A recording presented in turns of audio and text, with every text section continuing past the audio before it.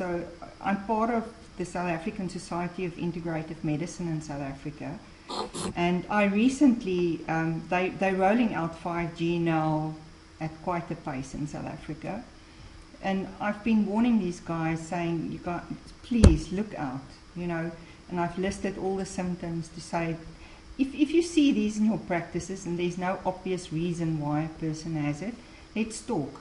But it's very interesting that the doctors, and because I'm dealing with clients like the one I've mentioned that really battles, and it is a severe case where we have to make work of it in the workplace, and the medical fraternity is just not open to hearing the message that electrohypersensitivity exists. Even in the circles that I move, where you would hope that integrative doctors would stand up for what they believe in, we battle. The doctors are scared of being ridiculed. Of course. And you know, I said to them the other day, you're a prime example. You've been ridiculed your whole life for what you believe in, and you don't just believe in this, you've shown the scientific research.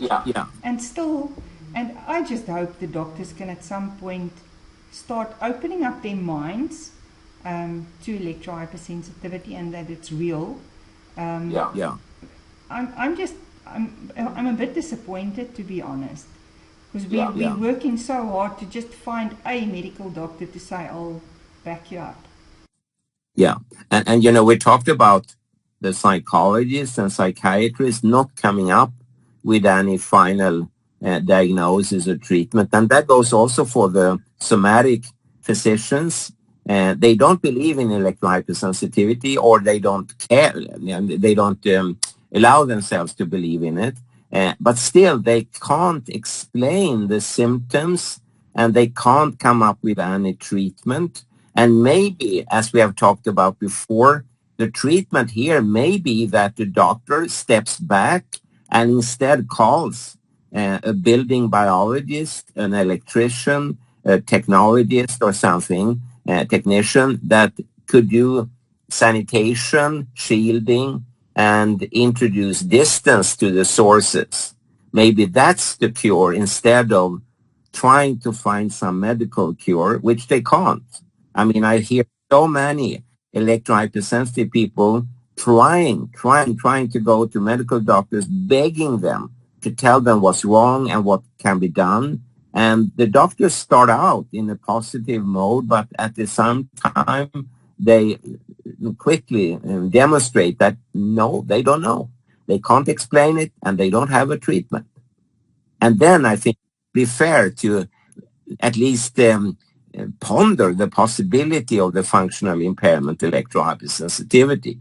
We asked the doctors why are they reluctant, because we even have a whole lot of doctors that were trained by Dr. Russell Cooper, and they said they're scared of the ridicule.